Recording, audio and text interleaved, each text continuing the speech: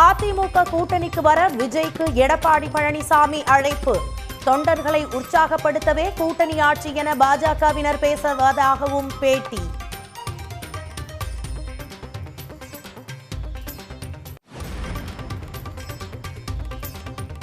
கச்சத்தீவு அருகே மீன்பிடித்துக் கொண்டிருந்த ராமேஸ்வரம் மீனவர்கள் 4 பேர் சிறைபிடிப்பு. எல்லை தாண்டியதாக படகையும் பறிமுதல் செய்த இலங்கை கடற்படை.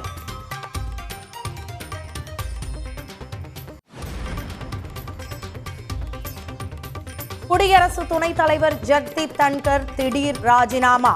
மருத்துவ காரணங்களுக்காக பதவியிலிருந்து விலகுவதாக விளக்கம்.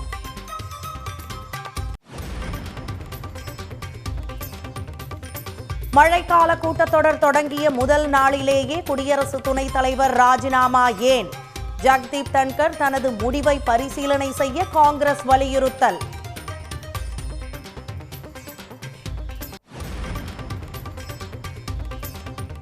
லேசான தலை சுற்றல் அறிகுறிகளால் முதலமைச்சர் மு.க. ஸ்டாலின் அப்பல்லோ மருத்துவமனையில் அனுமதி.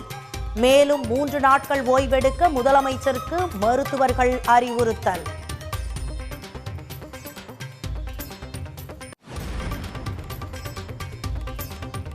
கீழடி அகழாய்வு அறிக்கை நிராகரிக்கப்படவில்லை. மதிப்பாய்வில் உள்ளதாக ஒன்றிய அரசு தகவல்.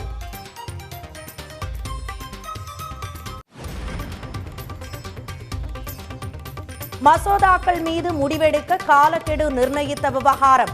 விளக்கம் கேட்ட குடியரசுத் தலைவரின் கடிதம் மீது உச்சநீதிமன்றத்தில் இன்று விசாரணை.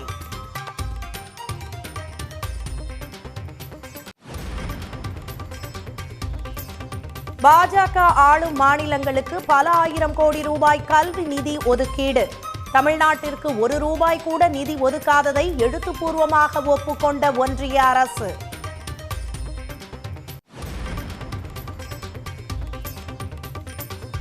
உடல்நலக்குறைவால் காலமான கேரள முன்னாள் முதல்வர் அச்சுதானந்தன் உடலுக்கு தலைவர்கள் பொதுமக்கள் அஞ்சலி.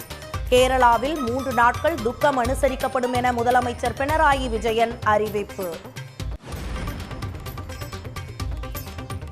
விழுப்புரம், திருவண்ணாமலை, கள்ளக்குறிச்சி மாவட்டங்களில் பல இடங்களில் கனமழை. வெயிலின் தாக்கம் சற்று குறைந்ததால் மக்கள் மகிழ்ச்சி.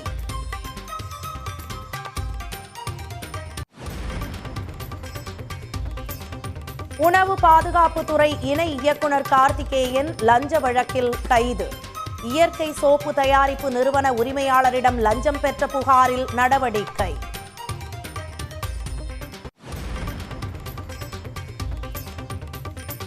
உதகை பைக்காரா படகு இல்லத்திற்கு சுங்க கட்டண மையம் அமைக்கும் பணி இன்று தொடக்கம். இன்றும் நாளையும் படகு இல்லம் தற்காலிகமாக மூடல்.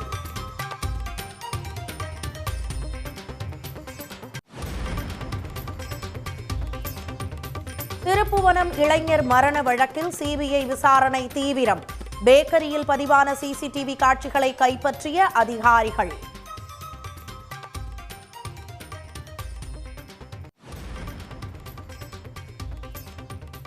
கீழ்பவானி பாசனத்திற்கு முன்கூட்டியே தண்ணீர் திறக்க விவசாயிகள் கோரிக்கை. பவானி சாகர் அணை நிரம்பி உபரி நீர் வீணாக ஆற்றில் கலப்பதை தவிர்க்க வலியுறுத்தல்.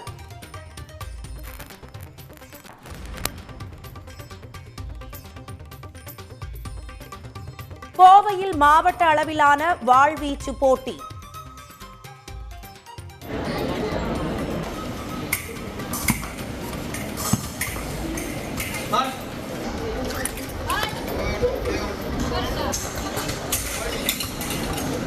ஐநூற்றுக்கும் மேற்பட்ட மாணவ மாணவிகள் பங்கேற்று ஆர்வத்துடன் வாழ் சுற்றினர்.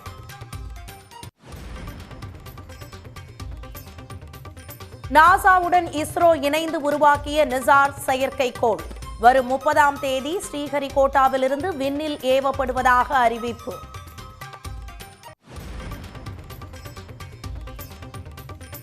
(2025) ஆடவர் செஸ் உலகக்கோப்பை தொடர் இந்தியாவில் நடைபெறும்.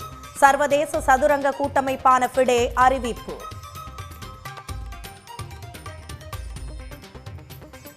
உடனுக்குடன் செய்திகளை தெரிந்து கொள்ள சன் நியூஸ் பெல் ஐகானை கிளிக் பண்ணுங்க.